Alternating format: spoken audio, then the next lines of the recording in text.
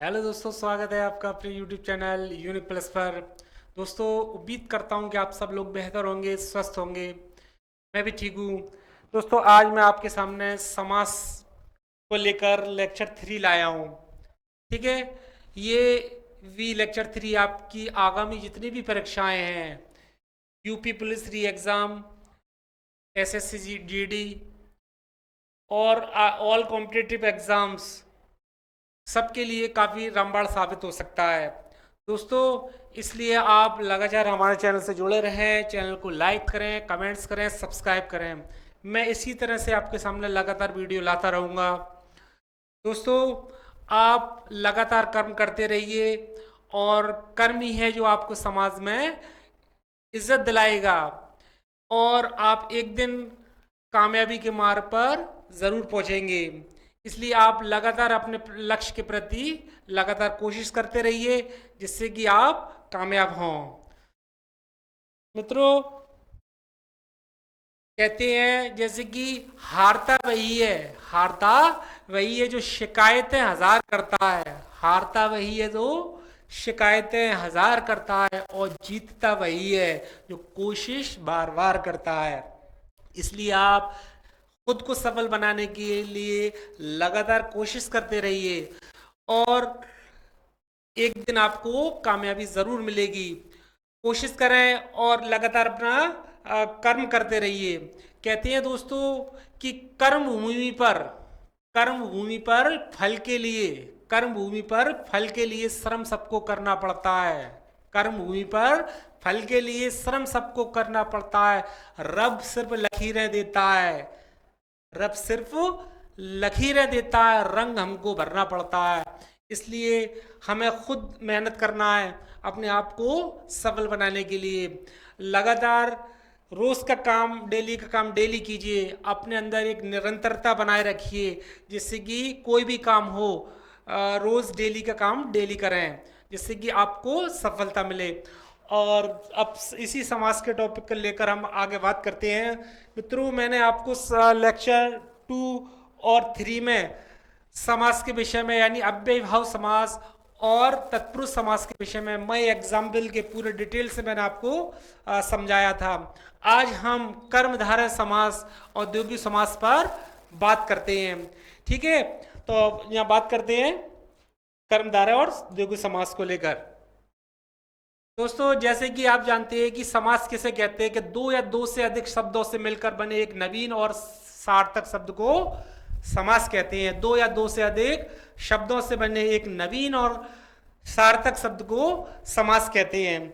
ठीक है, और इसके दो पद होते हैं, पूर्व पद और उत्तर पद। अब यहाँ हम बात करते हैं कर्मधारय समास को लेकर। तो कर्मधारय समास क्या होता है? ठीक है, ये आप ध्यान से सुनिए। जिस समास के पदों में विशेष विशेषण विशेष और विशेषण, यहां ध्यान दीजिए, अथवा उपमेय उपमान, विशेष विशेषण अथवा उपमेय उपमान का संबंध होता है, और उन इसमें उत्तर पद प्रधान होता है। इसमें एक विशेषता है कि इसमें उत्तर पद जो होता है वो प्रधान होता है। ठीक है, उसे कर्मधारय समास कहते हैं। इसमें विशेषण पहले होता है। इसमें क्या होता है? विशेषण पहले होता है। जैसे कि एक यहाँ डायग्राम किससे आप समझे, कर्मधारय समास, पूर्व पद और उत्तर पद। ठीक है, पूर्व पद जो है वो अप्रधान है। क्या है? अप्रधान, यानी उपमान ऑब्लिक विशेषण, ये इस तरह से अप्रधान। और उत्तर पद प्रधान, उपमेय ऑब्लिक विशेष, उपमेय और विशेष। तो इस तरह से ये आप ध्यान दीजिएगा। एक बार मैं अपनी बात को दोबारा से रिपीट करता हूं। जैसे कि कर्मधारय समास, जिस समास के पदों में विशेष विशेषण, विशेष और विशेषण अथवा उपमेय और उपमान का संबंध होता है, और इसमें उत्तर पद प्रधान होता है, उसे हम कर्मधारय समास कहते हैं। इसमें विशेषण पहले होता है।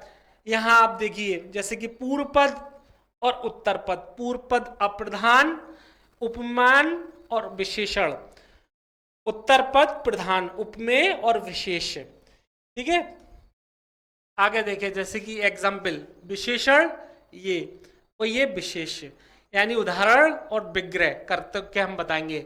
विशेषण जैसे पीत सागर, पीत सागर विशेषण क्या है, विशेषण। और इसको हम विशेष क्या है, विग्रह करके, पीत है सागर जो, पीत है सागर जो। तो इससे हम पहचान करेंगे, जैसे पीत है सागर जो, यानी विग्रह करके विशेष कर, तो ये कौन सा समास हो जाएगा, हमारा कर्मधारय है। इसी तरह से यहां देखें, महात्मा, महात्मा विशेषण का यहां पर देखें आप। ठीक है, इसमें देखें, महान है आत्मा जो, महात्मा यानी महान है आत्मा जो, तो ये क्या होगा, हमारा विशेष होता है। इसी तरह से देखें आगे, महाकाव्य, महाकाव्य, महान है काव्य जो, महान है काव्य जो, वो होता है महाकाव्य। ठीक है, ये विशेषण, ये विशेष का पूरा एग्जाम्पल समेत ये उदाहरण और जितने भी विग्रह करके बताए हैं। यहां देखें, नीलांबर, नीलांबर, नीला है अंबर जो, नीला है अंबर जो, नीलांबर।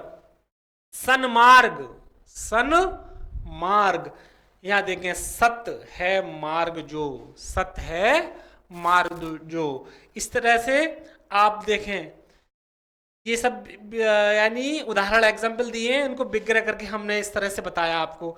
ठीक है, ये जितने भी हैं ये सब क्या है, कर्मधारय समास के एग्जाम्पल हैं। यहाँ थोड़ी सी ध्यान देने की बात है, कर्मधारय समास पर हमें थोड़ा सा ध्यान देना है कि हिंदी में कभी कभी विशेष पहले, हिंदी में कभी कभी विशेष पहले तथा विशेषण बाद में भी आ सकते हैं। विशेष पहले कभी कभी और विशेषण बाद में भी आ सकते हैं, जबकि यहां लिखा हुआ था कि इसमें विशेषण पहले आते हैं, लेकिन कभी कभी ऐसा होता है, कुछ एक्सेप्शन केस होते हैं, तो उसमें क्या होता है कि विशेष जो होता है वो पहले और विशेषण बाद में आ जाता है। जैसे कि एग्जाम्पल में आपको बताते हैं, यहां देखें, पुरुषोत्तम, पुरुषोत्तम, तो यहां ये पुरुष, ये देखो पहले आ गया। ठीक है, ये देखें, विशेष पहले, विशेष पहले और विशेषण बाद में आता है। देखो, पुरुषोत्तम यानी संज्ञा, ये क्या है, एक संज्ञा, विशेष पहले आ गया और विशेषण बाद में आ गया, उत्तम विशेषण। ठीक है, तो पुरुषोत्तम, पुरुष प्लस उत्तम, ये संज्ञा को इंडिकेट करता है, यानी विशेष, और ये उत्तम विशेषण। इसी तरह से एक एग्जांपल और देखें, ऋषिवर, ऋषिवर, तो ऋषिवर में देखो, ऋषि और प्लस वर, वर यानी श्रेष्ठ। ठीक है, तो ऋषि हो गया हमारा संज्ञा, क्या होता है, ये संज्ञा, और वर जो हो गया विशेषण।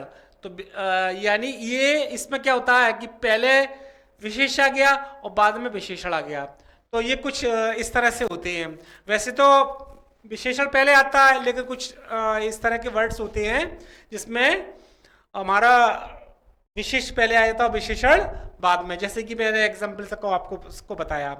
ठीक है, आगे बात करते हैं दोस्तों। तो कर्मधारय समास के मैंने आपको एग्जाम्पल सहित ये बताए हैं। द्विगु समास पर आगे बात करते हैं। आगे द्विगु समास क्या होता है, ठीक है। अब द्विगु समास, जिस समास में प्रथम पद संख्यावाची, इसमें ये होता है पहला पद संख्यावाची, पहला पद क्या हो, संख्यावाची, और होता है, और उससे समूह का बोध हो, और उससे क्या हो, समूह का बोध। इसमें एक चीज ध्यान रखना, पहला पद होगा वो संख्या होगा, संख्यावाची, तो संख्या से आप पहचान लेना कि ये कौन सा समास है, कि द्विगु समास है। ठीक है, इसमें इस समास में प्रथम पद संज्ञावाची होता है और उससे समूह का बोध होता है, उसे द्विगु समास कहते हैं। एक समूह होता है, उसका बोध होता है। ठीक है, जैसे कि एग्जाम्पल समझें, उदाहरण देखें आप, यहां संख्यावाचक विशेषण, ये विशेषण, ठीक है, अब जैसे कि पंच रत्न, पंच यानी पांच, पंच यानी पांच, संख्या आ गया। तो ये मैंने आपको बताया था कि इसमें प्रथम पद, पहला पद संख्यावाचक है। तो ये देखें, पहला पद पंच रत्न संख्यावाचक है, संख्यावाचक विशेषण, ठीक है। और विग्रह करके विशेष में देखें आप, पंचरत्न, पांच रत्नों का समूह, पांच रत्नों का समूह।